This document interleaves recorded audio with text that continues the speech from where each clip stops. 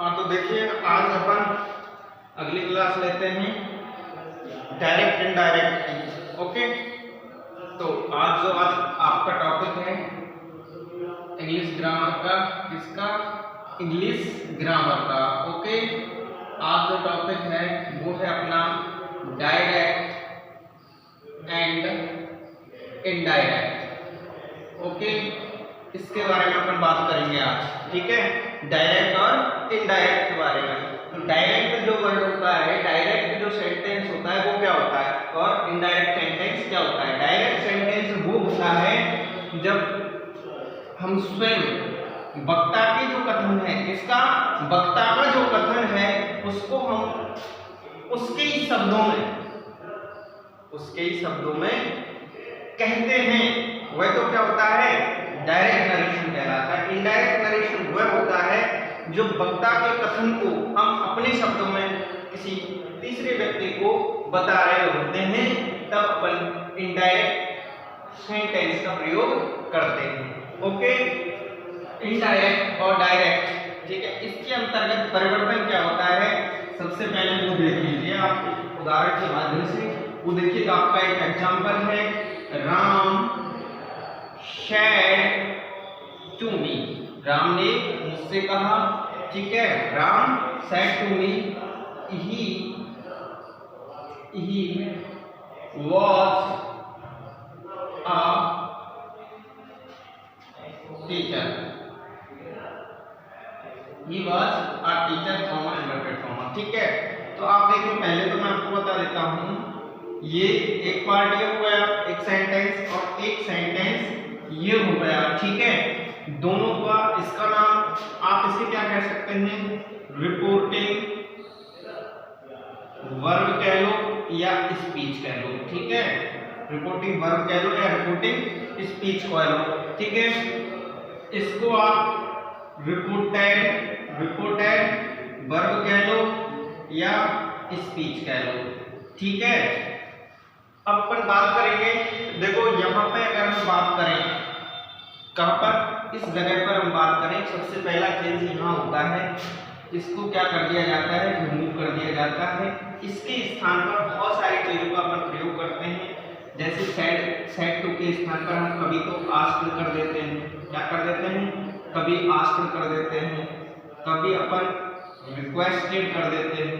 क्या कर देते हैं, रिक्वेस्टेड कर देते हैं, कभी अपन ऑर्डर्ड कर देते हैं। वो अलग अलग सेंटेंस में अलग अलग होता चला जाता है। ठीक है, यदि इस जगह पर सेड टू ना हो, इसके स्थान पर क्या हो, से टू हो। क्या हो, से टू हो, या फिर क्या हो, सेज टू हो। क्या हो, सेज टू हो। तो इन दोनों को रिमूव करेंगे, से टू को और सेज टू को। इनमें से कोई एक भी हो सकता है, सेड टू भी हो सकता है, से टू भी हो सकता है, सेज टू भी हो सकता है। तो सेड टू के स्थान पर तो अपन ऑर्डर्ड करते हैं, आस्क्ड करते हैं, रिक्वेस्टेड करते हैं। ठीक है, प्रेयर करते हैं, सजेस्टेड करते हैं। लेकिन से के स्थान पर आप क्या करोगे, टेल करोगे। अगर शेद दे रखा है तो आप क्या कर दोगे, टेल्स कर दोगे। ओके, अगर विल से हो, क्या हो, विल से हो, तो इसका क्या हो जाएगा, विल टेल हो जाएगा। क्या हो जाएगा, विल टेल। ठीक है, ये परिवर्तन तो इधर होता है, ये कंप्लीट।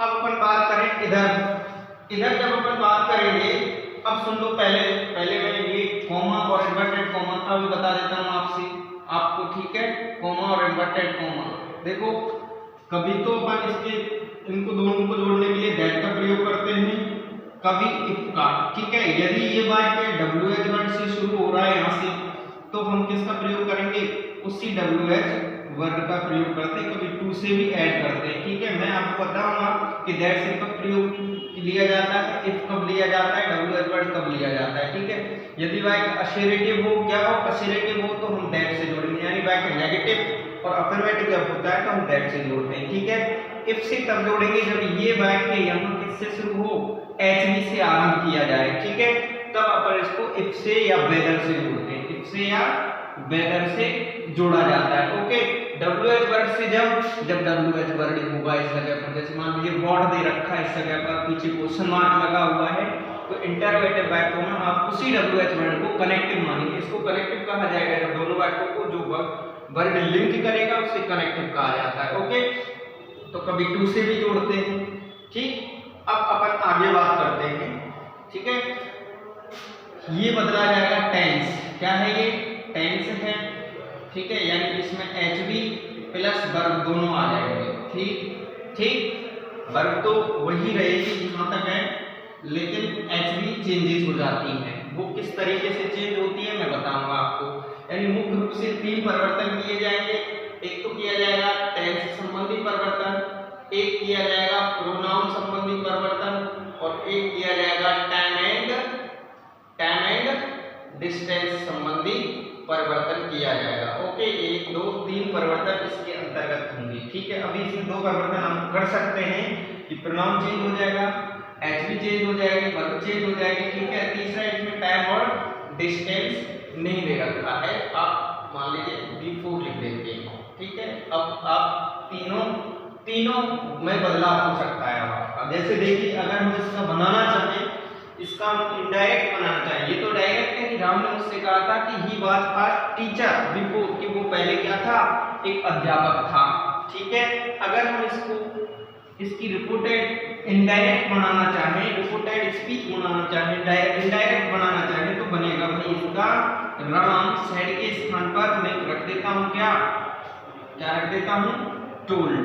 सुनो, असर्टिव सेंटेंस है इसलिए मैंने सेड के स्थान पर टोल्ड भी करते हैं। ठीक है, क्या करते हैं? टोल्ड। सेड टू के स्थान पर क्या करते हैं? हमने टोल्ड कर दिया। ओके, मी इसको हटा दिया जाएगा, उसको मैं दैट से जोड़ रहा हूं क्योंकि असर्टिव सेंटेंस है इसलिए दैट से जोड़ा है। अब प्रोनाउन चेंज करेंगे अपन इसको ही। अब सुनो, ये किस तरीके से होते हैं? एक रूल आएगा आपका, मैं बताऊंगा। जब प्रोनाउन संबंधी एक रूल आएगा 123, यानी फर्स्ट पर्सन का कर्ता सब्जेक्ट के अनुसार, ये बाहर वाले सब्जेक्ट के अनुसार, रिपोर्टिंग वर्ब के सब्जेक्ट के अनुसार। सेकंड पर्सन का कर्ता अगर इस जगह पर दे रखा है तो वो बाहर वाले ऑब्जेक्ट, ये बाहर वाले सेंटेंस का ऑब्जेक्ट। ठीक है, अगर थर्ड पर्सन का करता है तो चेंज नहीं होता है। अब ये जो ही है वो क्या है? थर्ड पर्सन का करता है इसलिए चेंज नहीं होगा, केवल स्मॉल लेटर बन जाएगा, एच की जगह पे स्मॉल एच आ जाएगा। ठीक है, चलो इसको टेंस को चेंज करते हैं। वॉज दे रखा है, क्या दे रखा है? वॉज दे रखा है। यदि वॉज दे रखा है यानी कौन सा हो गया टेंस आपका? प्रेजेंट कंटिन्यूअस, पास्ट कंटिन्यूअस हो गया। पास्ट कंटिन्यूअस को जो बदला जाता है वो किसमें बदला जाता है? नंबर 4 में ले जाओगे आप, इधर नंबर 4, तो ये हो जाएगा हेड बी। हेड बी, ठीक है, वर्ब है नहीं इसके अंतर्गत, यही है कि हेड बी को ही माना जाएगा वर्ब। ठीक है, कि टीचर। ठीक है, अब तीसरी बात है टाइम और बिफोर। यहाँ टाइम दिया गया है तो बिफोर का क्या होता है?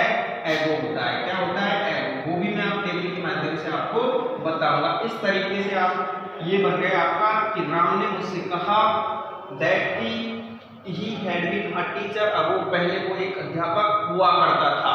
ठीक है, तो ये हो गया आपका सेंटेंस। ओके, ये बन गया आपका इनडायरेक्ट। इतने सारे परिवर्तन होते हैं। अब देखिए, अब बात करेंगे किस तरीके से अब अपन ऑर्डरली सीक्वेंस में इसको पढ़ाते हैं। ये तो आप समझने के लिए है केवल। ठीक है, अब अपन सीक्वेंस से पढ़ाते हैं। वो देखिए क्या होता है, क्या रूल से इसके क्या रूल रेगुलेशन है, क्या शर्तें होती हैं, क्या नहीं होता है, वो सारी चीजें अभी अपन देखेंगे। ओके, तो हमारा टॉपिक क्या है? हमारा टॉपिक क्या है? Direct indirect. ठीक है, क्या है हमारा topic? Direct and indirect. Direct and indirect. Okay, अब सुनिए आप, डायरेक्ट सेंटेंस क्या होता है वो आप लिख सकते हैं। डायरेक्ट सेंटेंस, डायरेक्ट सेंटेंस क्या होता है? जब वक्ता के कथन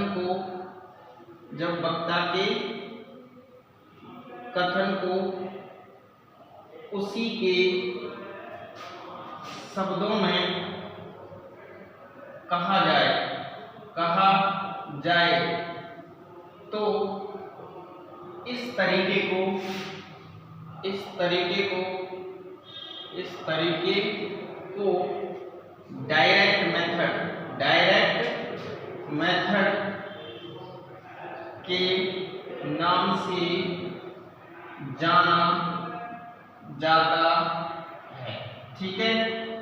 आप इसे डायरेक्ट मेथड के नाम से जानेंगे।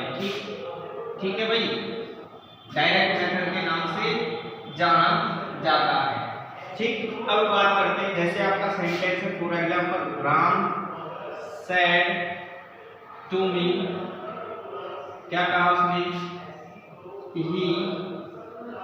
he wrote a letter, he wrote a letter, comma inverted comma, ठीक है, इसको कॉमा कहेंगे, इसको इन्वर्टेड कॉमा कहेंगे। ये तो हो गया उसके ही शब्दों में, मुझसे कहा था राम ने ऐसे कि राम सेड टू मी, मैं आपको बता रहा हूँ कि राम सेड टू मी कि he wrote a letter, कि उसने एक पत्र लिखा, ठीक है। लेकिन मैं जब इसे अपने शब्दों में व्यक्त करूंगा तो इसमें कहीं ना कहीं चेंज आ जाएगा। ओके, जैसे इनडायरेक्ट क्या होता है, इनडायरेक्ट सेंटेंस, इनडायरेक्ट सेंटेंस वो क्या होता है, वो देखिए, जब वक्ता के कथन को यानी थर्ड पर्सन के कथन को हम अपने शब्दों में बताएं, तो उस मेथड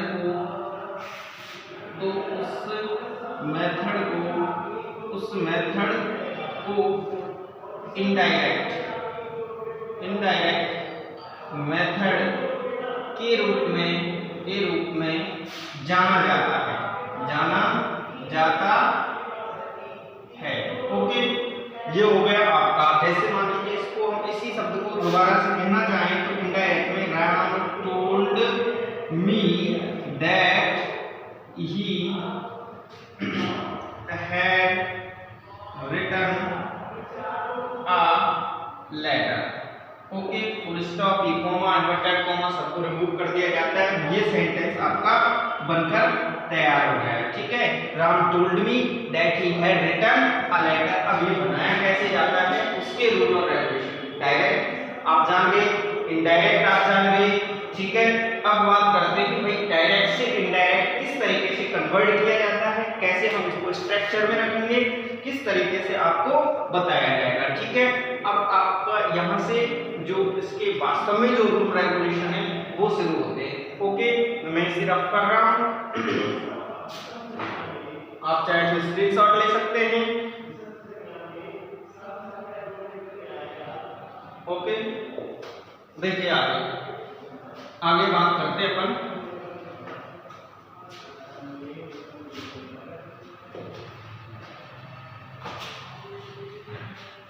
आगे देखिए एक सेंटेंस के दो पार्ट होते हैं। रानी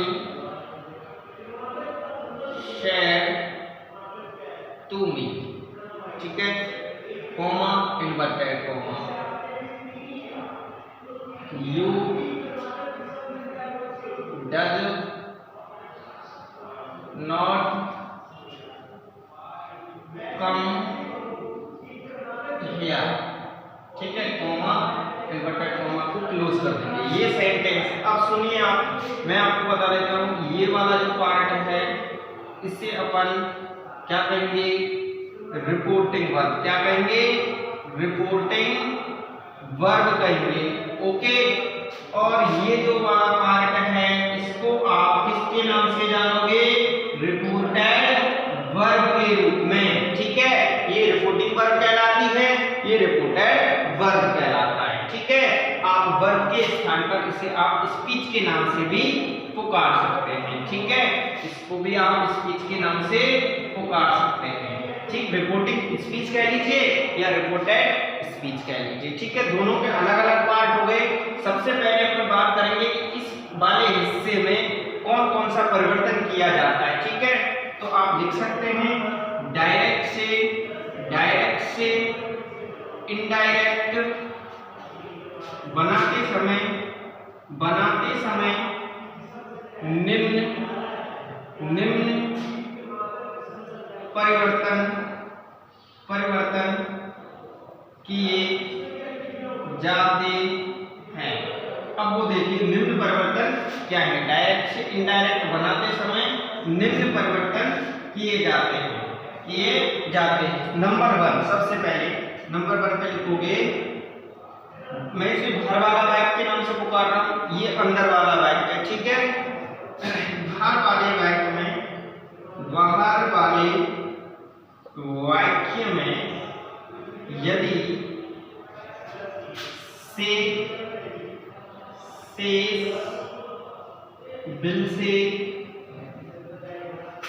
या सेड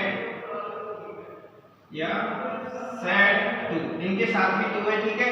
से टू, सेज टू, बिल से टू, सेड टू दिया गया हो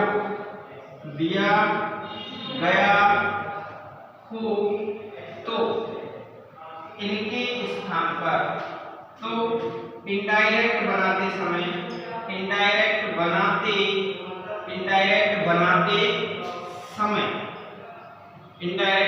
समय ये बाहर वाला सेंटेंस होता है। यदि बाहर वाले वाक्य में, यदि बाहर वाले वाक्य में, ठीक है। अब सीख है, यदि बाहर वाले वाक्य में क्या दे रखा हो, से दे रखा हो, सेज टू दे रखा हो, बिल से टू दे रखा हो या सेड टू दिया गया हो, तो इनडायरेक्ट बनाते समय इनका क्रमशः का मतलब क्रम से, यानी मैं कहूंगा सेज टू के स्थान पर क्या हो जाएगा, टेल हो जाएगा, ठीक है। सेज दे रखा है तो सेज की जगह क्या हो जाएगा, टेल्स हो जाएगा। अगर बिल से दे रखा है तो इसका क्या हो जाएगा, बिल टेल हो जाएगा। ओके, सेड टू दे रखा है तो सेड टू के स्थान पर आप लोग क्या करोगे, सेड टू के स्थान पर आप क्या करेंगे, या तो टोल्ड टू करिए, या तो टू नहीं, टोल्ड करिए, या फिर आस्क्ड करिए, ठीक है। आस्क्ड करिए या फिर ऑर्डर्ड करिए, या रिक्वेस्टेड करिए, ठीक है। ETC किया जाता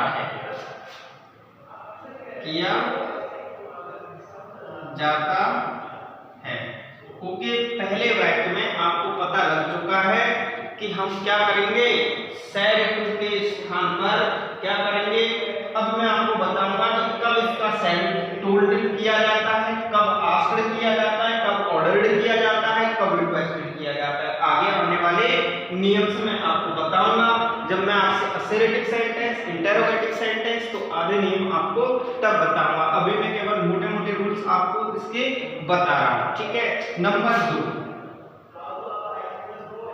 कॉमा, ठीक है, डायरेक्ट से इनडायरेक्ट बन, कॉमा और इन्वर्टेड कॉमा को हटा दिया जाता है एवं इसके स्थान पर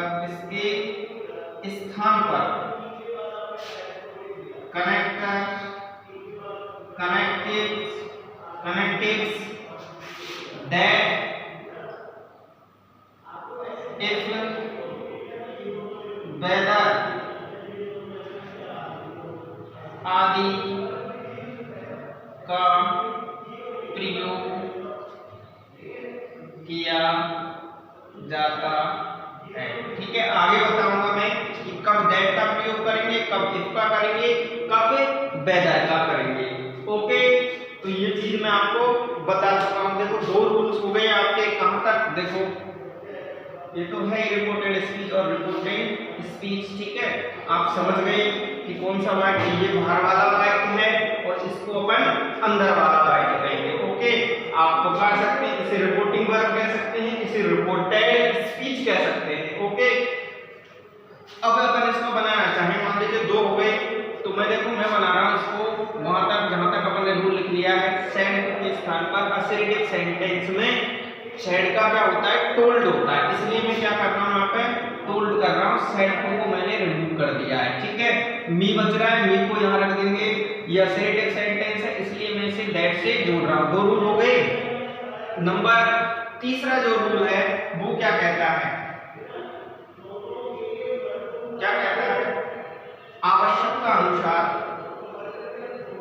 आवश्यकता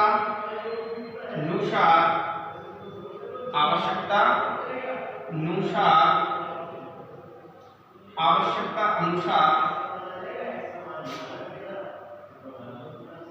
प्रोनाउन, चलो ऐसा ना करके आप लिख सकते हैं डायरेक्ट से इनडायरेक्ट, डायरेक्ट से इनडायरेक्ट बनाते समय मुख्य रूप से तीन परिवर्तन, मुख्य रूप से अंदर वाले वाक्य में, यानी रिपोर्टेड स्पीच में, किसमें? रिपोर्टेड स्पीच में, अंदर वाले वाक्य रिपोर्टेड स्पीच में तीन परिवर्तन किए जाते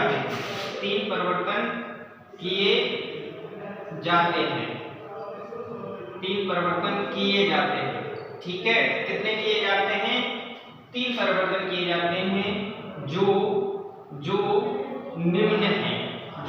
निम्न है। ओके, तो यहाँ तक आप कर लीजिए इसको कंप्लीट फटाफट जल्दी से, फिर मैं आपको बताता हूँ मुख्य रूप से कितने परिवर्तन किए जाएंगे। 3 परिवर्तन किए जाते हैं। ओके, अब वो 3 परिवर्तन क्या हैं उनकी बात करते हैं अपन, ठीक।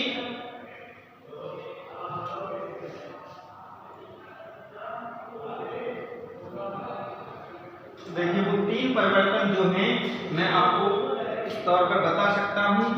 एक तो होता है आपका टेंस संबंधी परिवर्तन। क्या होता है? टेंस संबंधी परिवर्तन, ठीक है।